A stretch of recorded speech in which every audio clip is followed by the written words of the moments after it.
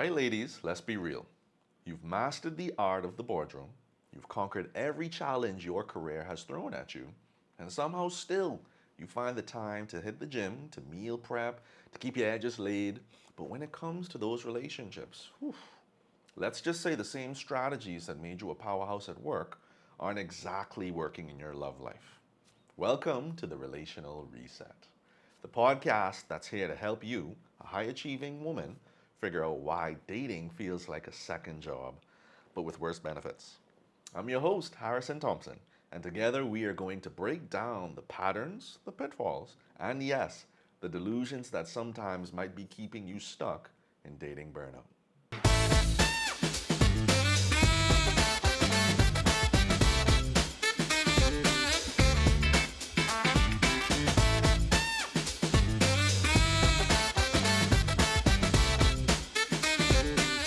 So, as a therapist, a lot of times I see people that come into my office with a lot of scarring, right? Emotionally, whether it's historically, from family, from friends, or even that ex. And I think this episode is going to be a powerful one because it explains the relationship between fear and dating. And it kind of also attempts to maybe talk about the influences that fear can create in having future outcomes not be desirable. All right? So, we know that there are a lot of people in this world that are experiencing unfulfilling relationships. Why? Because they've traded personal happiness for relationship success. And the reason is just because they're very afraid, right? I get it, it can be a difficult thing when all you know is hurt, when all you know is somebody else being hurt, where we live in just such an exposure culture where it's like, I don't want to be seen as corny. I don't want to be seen as too forward. I don't want to come off like I'm doing too much. But when you allow fear to become such an integral part of your relational mindset, you're going to start operating in ways that's not going to get you the results you're looking for. So when I take a look at the world around me, I see people settling, I see people tolerating the intolerable, and I see people risking embarrassment and dignity, all just to say that I'm in a relationship, right? Like, why is it that we allow our relationship status to become such a focal point of our entire being? Like, ladies, y'all are so much more than just your relational status, okay? But I got some news for you. Your relationship with yourself cannot be replaced or filled up by other people, okay? Stop waiting on relational success to begin living your life in the way you're supposed to, okay? If you're using people to do what you should be doing for yourself, then your mental health isn't going to survive, okay? My wife can make me happy, but it is not necessarily her duty to make me happy, okay? That man could make you happy, ladies, but it is not his responsibility to take that on as a full-time job, okay? I'm just saying, don't shoot the messenger. These are just the principles I'm talking about. So I'm saying this for a certain reason, right? Because the minute you need people to be something more than what they currently are for you to be okay, you're teetering on the brink of a personal and relational crisis, okay? This is why I said in previous episodes, like, listen, you can't fall in love with the potential of what you want people to be. You have to learn to be what it is you need to be for yourself regarding your peace, your happiness in your life, so that you can better receive that man for who that man really is or isn't, okay? Ladies, y'all got to stop giving qualities to men where they don't exist. We could talk about that later. So to prevent this, you have to stop expecting yourself out of other people. Y'all heard that? I can repeat that again, ladies. To prevent this from happening, you have to stop expecting yourself out of other people, okay? When you start expecting yourself out of other people, you start expecting people to think the way you think. You're starting to expect people to feel the way that you feel. And when you start expecting someone to deliver on things that only you can deliver on, the problem now becomes your differences, okay? And when you're dating and when you're in early relationships, differences can't be the problem. They're just different, okay? So let's make the connection here between some things. Here's what I want y'all to understand. When you stop expecting yourself out of other people, right, you can begin seeing that the cost of your standards might be increased seasons of loneliness, okay? When you start setting your standards to where they really need to be in your life, you're going to understand that people aren't always going to be willing to do what you're doing to live and excel at that level, okay? Now, this can be a hard thing because everybody wants to get reassurances in life that what it is they're doing is going to translate into results. And I hate to say it, but women with trees that have low-hanging fruit, they'll always have a lot of attention around them. I mean, personally, right, and I'm just speaking like, who doesn't want to participate in the fruit of a tree without having to climb the tree, right? I'm just thinking back to myself as a young boy, and there was like this mango tree in my grandmother's yard, and I always noticed that the higher up the mango was, the better that mango looked, because the mangoes at the bottom of the tree, the ones that were so easy to kind of grab without climbing, I had to share those mangoes with the gnats. I had to share those mangoes with other beasts in the wild, right? The dogs, the wasps, the flies. And I think this is what happens when you lower your fruit in your life, ladies. When you lower that fruit in your life, you're making it easy for men to get your fruit without putting in the work, right? Now think about it. Not every man deserves to be in your life just because he's knocking on your door. You all agree? I mean, I just think that makes relational sense. Sometimes you have to elevate the fruit in your tree to a higher level so that the men that are showing you the real effort and the real work are someone that A, you can see, and someone that B, you can learn to actually invest your time and energy in to get relational success, okay? So this isn't something to be angry about. This isn't something to be afraid about. This is just what life is. The longer you spend your time being upset over what people aren't, you might miss the people in your environment that have exactly what you need, right? How many times do we go so far and so wide, right? Looking for this ancient Chinese secret over here. Traveling to the States to get some kind of expert opinion, right? We're going far and wide to look for things that were right under our noses this whole entire time. So we got to make the connection, guys. So let's move along into love, okay? What is love actually? Well, no word has become more mystified over the years like the word love. People think that this is a nice word, but the reality is that this word is very intense, okay? This word is very consuming, and most of all, this word love is very unforgiving to those who misunderstand it and its original application between two people, okay? So, love is not nice because if love was nice, the cost of love wouldn't be pain, okay? Let's repeat that. I want y'all to tweet this. I want y'all to post this all over social, IG, wherever you at. This the one here. Love is not nice because if it was, the cost of your love wouldn't be pain. So while love is sacrifice, while love is compromise, and it is understanding and patient and empathetic, the cost of love is still pain, okay? When I say the cost, that means regardless of what you define love to be, when you bring that love to the cashier, when you start checking out with that love and she beat that right across the scanner, right? You are going to pay a price for that love, okay? So there is no situation where you can love someone or something without experiencing pain or brokenness to some degree, okay? There is no perfect person that exists in the world that Harrison knows of where loving them isn't going to put you in direct exposure of hurt to some degree, okay? Now, this pain is not an indication that love is broken. Love simply brings you closer to the things that are broken in other people, all right? So let's just say the person you're dating has a drinking problem, right? And this drinking problem affects you. Your love for that person is going to expose you to more of their drinking problem. And the exposure to that is what actually hurts you, not love, okay? Love just exposes you to everything you know about a person and everything you don't know about that person, okay? So we never want to think for a moment that pain is an indication that love is broken, okay? Love just simply brings you closer to the brokenness that exists in other people. That's why y'all are going to find, right? Like you could never get more angry than when you're in a relationship.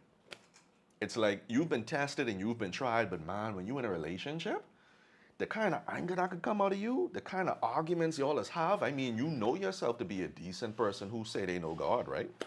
But you find this relationship is showing you like you's a little beast.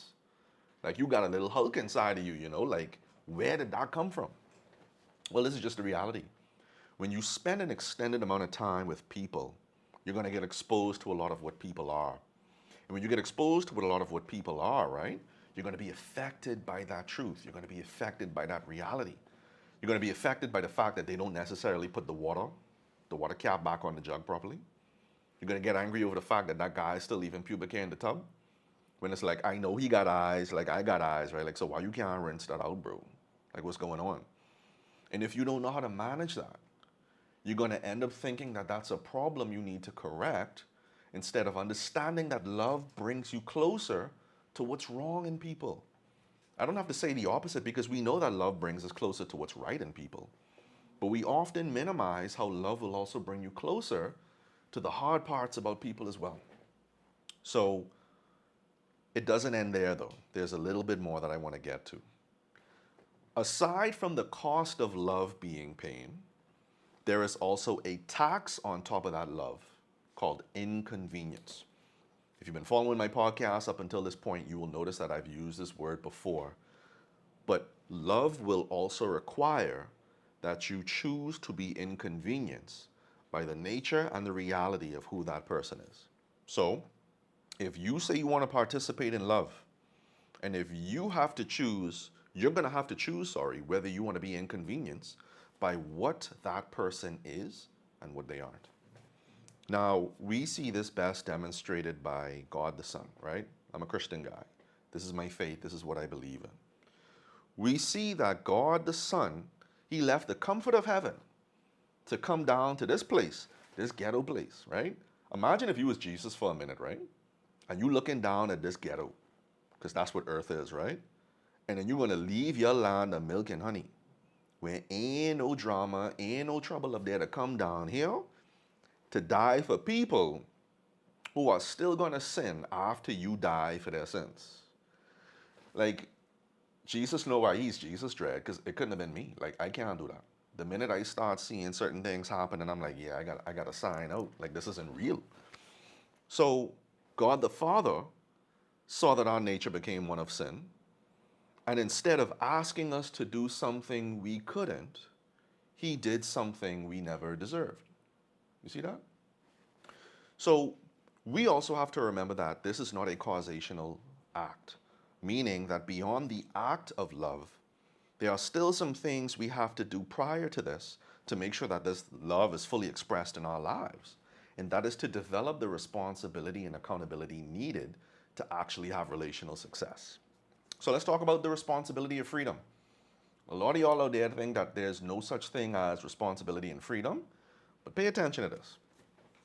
There's no situation in dating or relationships where the actions we take or not won't positively or negatively affect the person that we are with. Okay? This is why love on its own can't save relationships. Okay? Literally, if love was enough to save relationships, your boy wasn't gonna have no job. Okay? Every single person who comes into my office, or I should at least say about 90% of the people, they have love. They will often start by saying, Harrison, the one thing we got is love. Harrison, the one thing we got is history. Harrison, the one thing we got is we got connection. But I'm like, that's not enough, you know? We need accountability. We need responsibility. We need transparency. We need honesty. We need empathy and compassion. Without these things, love don't even make sense no more, right? So here's what I want y'all to remember, ladies. The point of love is not always the point of knowing how to love someone, okay? You may have love for a person, but that doesn't mean you know how to take care of that person, right? I remember I had a cousin a long time ago that was in love with goldfish, right? This cousin shall remain unnamed. And this cousin was so interested in taking care of a fish because they had posters all over the place. They had clothes with fish on it. They really just wanted a goldfish to take care of. So I figured I'll do his aunt a favor and I'll get the goldfish. And the aunt reached out to me and said, Harrison, I don't know if this is a good idea. And I said, why? Because he can kill it. And I'm like, come on, man, this boy loves fish. There's no way that someone who loves fish this much, right, could kill this fish. No way. So I get him the goldfish, and he keeps it for about a week, and then I get a very weird call. The first person on the phone is a woman laughing. It's my aunt, right? And I'm like, boy, this is cruel. I already know what's coming. She hands the phone to my little cousin, and my little cousin just starts off in this anxious rant, right? He's like, Harrison, so, hey, so what happened, right? I didn't know if I was going to be up early enough to kind of feed the fish, and I wanted to make sure that the fish had enough food. And so the night before, instead of just giving it dinner, I also gave it dinner and breakfast so that I could eat it if I don't get up in time. The fish died, right? It's not with us anymore. Rest in peace, Goldie. And the thing I'm trying to say here is that you could love something and kill it, right? You could love something from the bottom of your heart and not know how to treat it right. You know, I got a new car sitting out there in the parking lot. I'm not going to just let any and everybody drive it, right? You got a new device. If you're a tech person, you're not just going to let any and everybody use it. So we understand that loving something doesn't mean that you know how to take care of it properly, okay? Now, the average person in the early stage of dating spends way too much time giving their partner a type of love and affection that only serves the giver, okay? So what's Harrison saying here? Sometimes you're gonna have to learn how to give people the love they need, okay? And I get it. Sometimes the love they need is not a love that is naturally occurring in you, okay? But this is work. This doesn't mean that y'all aren't compatible. It just means y'all gotta put on the work. My Bahamian women, y'all have a tendency to look at people and say that because this isn't as organic as I want it to be, that somehow means we're not compatible. That's a lie. Let's stop it right now, okay? You can't constantly look at compatibility as organic development. Compatibility is about two people, well, that's four, two people who are choosing the inconvenience of meeting their needs where the needs are, okay? And let me tell you why this is important, folks. I don't even have the power to negotiate with what I need, right?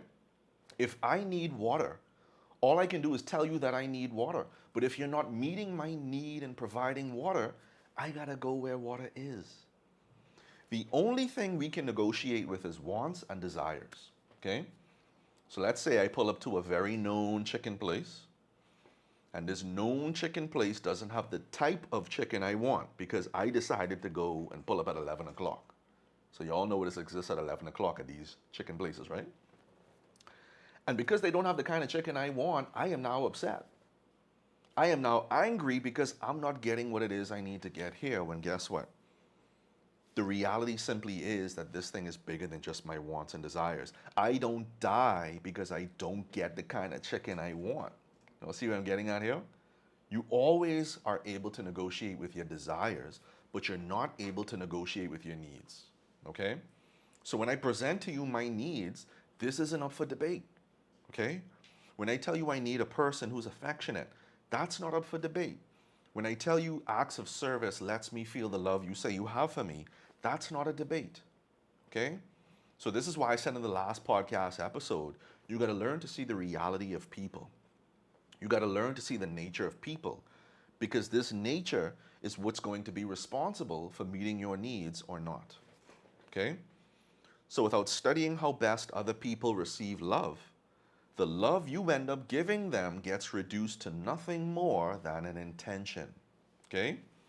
The problem with intentions is that they are often radically different than the outcome your love is producing in the relationship, all right? So let's dive a little bit deeper into something, okay? Because I believe the relationship between control and fear often is related to rejection, okay? We know this word. Rejection, whether perceived or real, hurts regardless of who you are. And why? Because it's quite normal to feel a type of way when you get rejected. You're a human, right? Rejection will always kind of sting, so there's never really a perfect time to go through this and to feel this. But you got to understand that in order for professional women to turn this particular reality into something a little bit more functional, we have to make space for it as being okay. All right? When we start judging things based on the discomfort, we end up calling the feeling negative when the feeling isn't actually negative at all. It's just uncomfortable. All right? So let's now talk about trust. Simple trust is knowing something so that you can have peace. All right? But mature trust is about choosing to be okay in not knowing something so that you can have peace. So I want to ask you all ladies right now, right? Can you literally be okay with your man not, well, can you be okay with your man doing something and you not knowing about it? Like, let's see right now, right? It's like 12 o'clock. Do you know where your man is? Is it so important for you to know where he is and what he's doing? And to also know where he is, what he's doing, and with whom he's doing it with? Yeah, I get it. Because sometimes knowing helps you to better understand what's going on. But there will come a time in your relationship when you can't know more than you already know. My wife is home right now. I don't know what she is doing, but I'm choosing to believe that whatever she is doing has been done in good faith towards her husband. You catch that? Like, I can maybe find out more of what she's doing, but when I pick up the phone and she's hearing these controlling words and she's hearing these controlling things, eventually what starts to happen is she's reacting to that. She's reacting to that because my energy is communicating to her that I don't trust her. And I feel like we've all been in situations like this before, where you can tell by a person's cadence, where you can tell by how a person is speaking to you that they already have a judgment on you, right? You could feel it. It doesn't have to be said. It's just something you know. That's what this is. So it's unfortunate that so many professional women have failed to nurture mature trust in themselves, because it means you can't move forward unless you get guarantees from men. Okay? What guarantee is there that you'll be able to know the fullness of who this man is before you date or commit to him? Right? So as a result, people settle for safety instead of nurturing the risk tolerance necessary to have relational success. So this thing goes with a lot of sense, folks, right? Now, when we don't nurture our risk tolerance, something interesting starts to develop here. We start to engage in self-sabotaging behavior, okay? You engage in self-sabotaging behavior because I just don't know if I'm going to get hurt. And so because I think I'm going to be hurt by you, I would much rather hurt myself by ending this relationship, by tearing my heart away, because I'd rather deal with pain I've inflicted on myself than to deal with pain you have inflicted on me. So this behavior often stems from deep-seated fears. This behavior often stems from self-doubt and unresolved emotional issues, because I trust my pain more than I trust your pain. See, I'm familiar with my pain. I could cry over this in the night.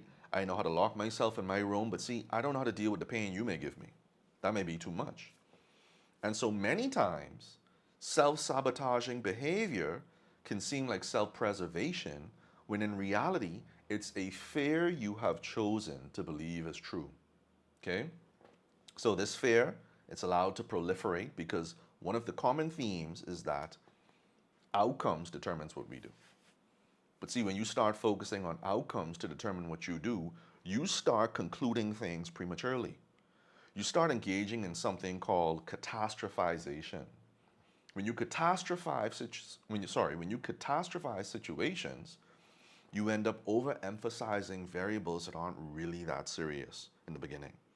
And then you start reacting to it, you start concluding that it's true, and now, ladies, you start treating that man like he's done the worst thing in your mind, and he's gonna feel that. That's not fair to him, okay? So, what do we need to do here? We need to learn to release outcomes for relational success. The more fixated you are on outcomes, the less present you will be in developing the kinds of organic connections with men that can actually translate into a relationship you can be happy about. So something interesting happens in our brain, you know? When we get caught up in what this person is going to do, when we get caught up in what we assume this person is going to say, we start playing defensively, you know? Instead of actually being present in the relationship, you start putting on your binoculars to now start seeing, I wonder where I'm going to get hurt. I wonder if when he picks up his phone, if he's really talking to his family, or is he talking to that person from work that I got a bad vibe with, right? And I know many times it's just memes. Like many times we ain't even doing what it is we're being judged for doing. But see, that's what trauma does. Trauma causes us to read too deeply into situations, thus prematurely ending things when we had a great opportunity to actually work it out. So ladies, you have to learn to release your obsession with an outcome to avoid making it an idol in your life.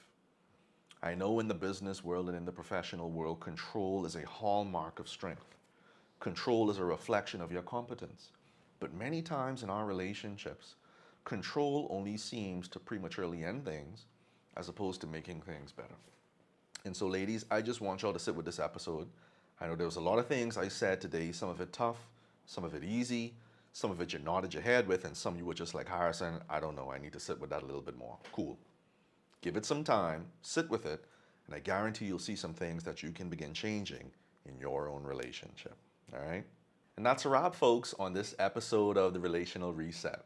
I hope you got some real gems to take with you on this journey to thriving in love. Now remember, relationships aren't about winning. They're about experiencing. They're about growing. They're about enjoying the process. If you found today's episode helpful, or if it called you out just a little bit too much, do me a favor, okay? Subscribe. Leave a comment, leave a review, share it with that friend who really needs to hear this. Let's keep this conversation going. You can follow me on my socials at htforreal, or you can visit me on my website at Harrison Helps for more insights, for more laughs, and for the occasional tough love. And don't forget, I want y'all to use the hashtag Harrison Helps whenever you're sharing your thoughts, because I want to hear from you, okay? So until next time, keep showing up, keep growing, and most importantly, enjoy the ride. I'll catch you in the next episode.